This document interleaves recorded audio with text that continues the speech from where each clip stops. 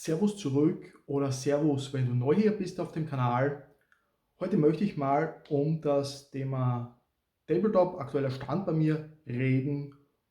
Da ist eben ein bisschen was passiert in der Vergangenheit, in den letzten paar Monaten. Und dann möchte ich auch noch auf das Thema der Tabletop-App eingehen. Da ist ja auch schon ein bisschen wieder was passiert. Falls ihr mir auf den anderen sozialen Medien ein bisschen folgt, habt ihr das Ganze schon mitbekommen. Auch hier habe ich schon ein paar Posts dazu gemacht auf YouTube, aber dazu dann später ein bisschen mehr. Zuerst aber mal zum ersten Thema, und zwar dem Tabletop-Hobby, und deswegen auch ein bisschen der Titel des Videos, denn hier war recht wenig los bei mir in letzter Zeit. Habt ihr auch sicher gemerkt, auf dem Kanal sind keine Videos mehr gekommen. Über den Sommer ist es vielleicht ein bisschen klar, aber es war eigentlich gar nicht so das Sommerwetter, sondern ich habe da für mich ein bisschen gemerkt, dass die Luft draußen ist, dass irgendwie das Hobby vorbei ist für mich. Ich will mich irgendwie damit beschäftigen, habe ich gemerkt, aber auf der anderen Seite fehlt mir so ein bisschen die Motivation, wenn man es vielleicht so sagen will, um irgendwas zu machen. Ich bin da ein bisschen dann auch auf das Thema gekommen mit dem Videos machen und so weiter und habe da eben gemerkt, dass ich eigentlich recht viele Videos in letzter Zeit auch gemacht habe oder generell Videos, wo ich eigentlich nicht mehr glücklich bin damit in Bezug auf die Inhalte, die Themen, weil ich da ganz einfach Sachen angefangen habe, Inhalte zu machen, mich mit Spielsystemen und Sachen zu beschäftigen, mit denen ich mich dann gar nicht so im Detail befasse oder nicht so genau. Und da habe ich mir dann gedacht, das passt irgendwie nicht. Weil wenn ich mich damit auseinandersetzen möchte, beziehungsweise hier spezifische, detailliertere Videos machen will, dann sollte ich das Spielsystem auch aktiver spielen, beziehungsweise mich mit dem Thema mehr befassen. Das geht zum Teil eben nicht oder da fehlen mir die Mitspieler, was auch immer. Da gibt es alle möglichen Ausreden teilweise, die mir hier dazu eingefallen sind, und eben damit verbunden bin ich dann irgendwie auf keine Themen mehr gekommen, was ich so videomäßig wirklich behandeln möchte. Denn in der Vergangenheit so das ein oder andere Video, das wollte ich eben machen, habe aber dann im Nachgang gemerkt, ich kann hier keine wirklichen Folgevideos machen, weil mir hier einfach die Details fehlen, weil ich mich nicht so sehr damit auseinandersetze. Und das hat dann schon angefangen, dass die Motivation ein bisschen nachgelassen hat, was das Tabletop-Hobby betrifft.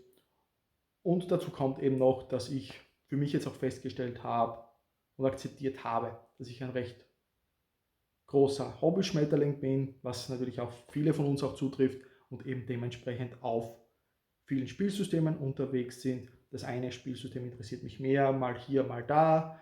Ein Spielsystem interessiert mich aufgrund der Figuren, ein anderes mehr wegen der Regeln. Und habe das dann immer damit auch verknüpft, meine Hobbyaktivitäten mit dem Spielen selbst.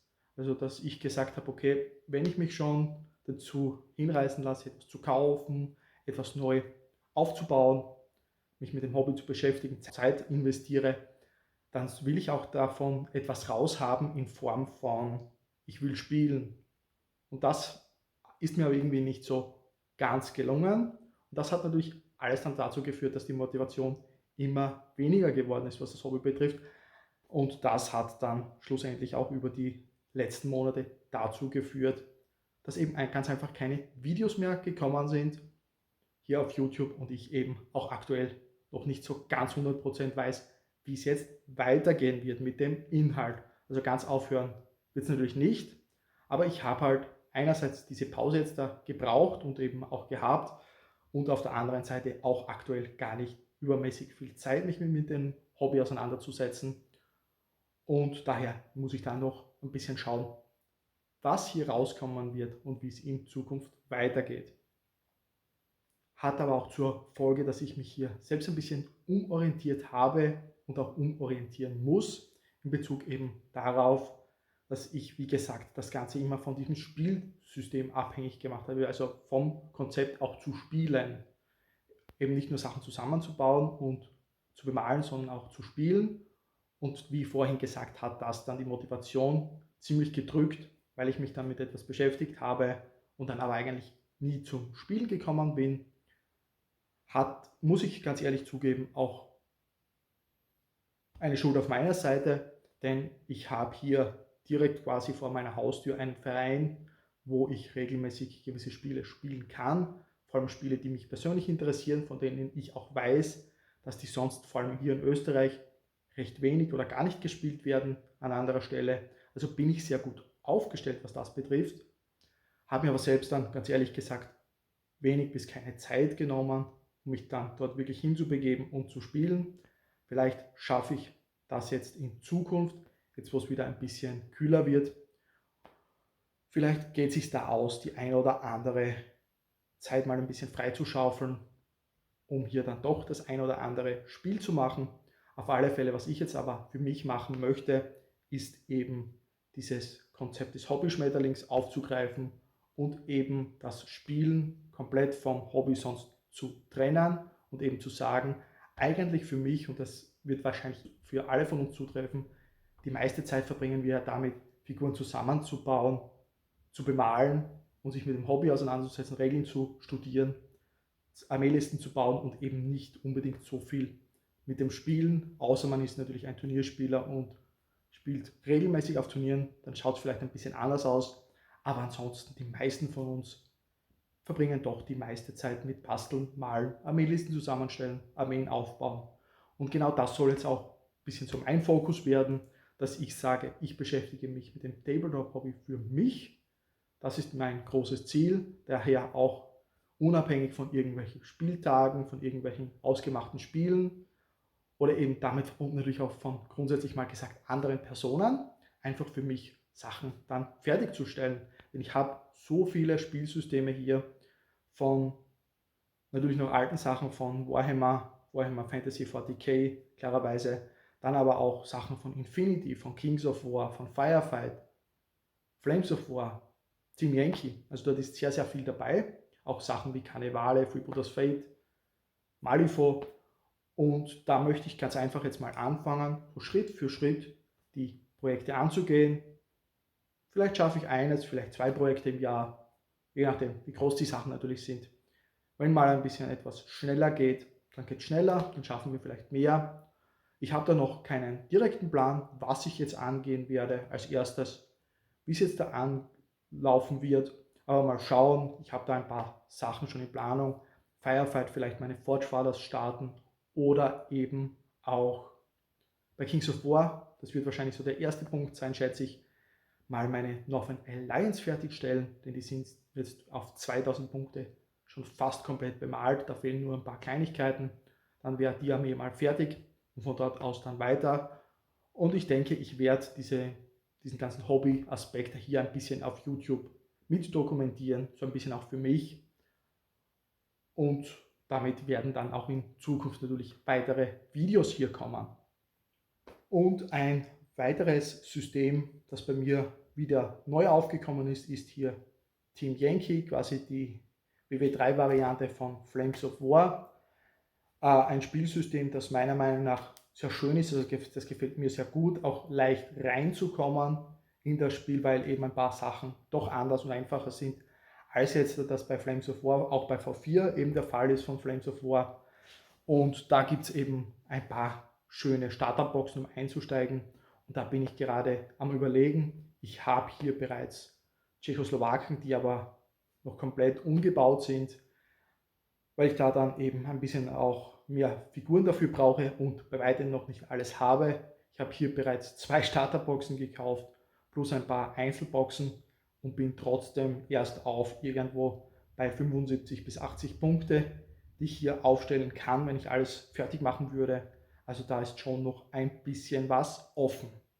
Aber auch das wäre vielleicht eine Möglichkeit, weil da jetzt ja auch in der Vergangenheit, in den letzten paar Wochen, 1, 2 Monaten, ein paar neue Starter-Sets für diverse Armeen rausgekommen sind und eben auch eine neue 2-Spieler-Startup-Box, die mittlerweile sehr schön aufgebaut ist. Die erste war schon gut, aber jetzt wurden eben die Panzer ein bisschen reduziert und dafür gibt es jetzt auch für beide Fraktionen, sowohl Amerikaner als auch Sowjets, eben Infanterie dabei und das wäre auch etwas, was sehr interessant ist. Also auch mal hier schauen, ob vielleicht in Richtung Team Yankee etwas passiert. Und dann möchte ich jetzt noch über die Tabletop-App reden. Da hat es ja auch schon mal ein Video dazu gegeben. und eben in den vergangenen paar Tagen ist ein bisschen was mehr passiert auf den diversen sozialen Medien, falls ihr das vielleicht schon gesehen habt. Auch hier war es ganz einfach so, das Projekt, von dem das Ganze ja ausgegangen ist im Zuge einer Weiterbildung basiert, wie ich damals gesagt habe. Die App ist damals auch innerhalb recht kurzer Zeit fertig geworden. Das Problem dabei war nur, wir hatten hier ein paar Anforderungen, die überhaupt nicht mit dem zusammengepasst haben, was ich hier machen möchte bei der App. Denn für mich ist es wichtig, das Ganze soll offline funktionieren, das Ganze soll ohne Anmeldung funktionieren. Ich möchte eben nicht, dass hier irgendjemand gezwungen ist, sich die App runterzuladen und sich dann erst auch noch registrieren zu müssen. Und daher ist es hier ganz einfach nicht möglich gewesen, mit dieser Variante, die wir hier im Zuge des Projekts entwickelt haben, weiterzumachen direkt, weil, weil es hier einfach die Anforderung gab, man muss am Anfang eben einen Login-Screen bekommen und erst wenn man sich einloggt und dementsprechend ein Konto erstellt hat, dann kann man es damit arbeiten. Und dementsprechend habe ich hier von dieser Ausgangs-App quasi angefangen, das Ganze umzukopieren bzw. neu zu starten und gewisse Teile eben zu übernehmen mit einer neuen App, die quasi das gleiche macht. Und nur eben mit dem Thema, aktuell ist das Ganze offline, man kann damit lokal arbeiten auf seinem Smartphone, auf dem Tablet, kann das Ganze benutzen, ohne sich irgendwo registrieren zu müssen. Aktuell gibt es eben auch eine erste Testversion, die bei mir auf dem Smartphone bereits funktioniert und ein bisschen im Test ist. Ich möchte da auch bald mal, wenn es sich ausgeht, eine Art Beta-Test starten. Ihr könnt euch da gerne im Newsletter unten abonnieren, das ist für mich am einfachsten. Dann habe ich E-Mail-Adressen von Leuten, die sich dafür interessieren und ich kann über den Newsletter eben die Einladungen ausschicken für einen geschlossenen Beta-Test und dann könnt ihr die App mal auf Android testen, wenn ihr möchtet. Wird noch ein bisschen dauern bis dorthin, aber wie gesagt, es gibt schon eine erste Testversion, die ich persönlich habe, mit der ich ein bisschen herumprobiere und arbeite und wird eben, wie gesagt, offline sein, hat auch schon ein bisschen eine Zusatzfunktionalität. Also man kann nicht nur, wie ursprünglich erstmal geplant, Spiele eintragen, sondern da gibt es auch schon ein bisschen so mehr grafische Anzeige. Also man sieht hier auch ein bisschen mehr Auswertung und so etwas. Und das Ganze soll dann in weiterer Folge hier eben auch weiter ausgebaut werden mit mehr Funktionalität im Laufe der Zeit. Aber eben erstmal möchte ich hier schauen, das Ganze mal in einer Grundfunktionalität so weit zu haben, dass man das Ganze auch veröffentlichen kann. Und jetzt dann jeder die Möglichkeit von euch hat, damit zu arbeiten, wenn er das eben möchte. Und dazu gerne folgt mir hier auf dem Kanal oder auch sonst auf den sozialen Medien, falls euch eben Updates zu dieser App interessieren, beziehungsweise auch zu eventuellen Weiterentwicklungen, was dann sonst noch so passiert mit der App, beziehungsweise was man vielleicht sonst noch so im Hinterkopf hat, was dann später noch kommen könnte.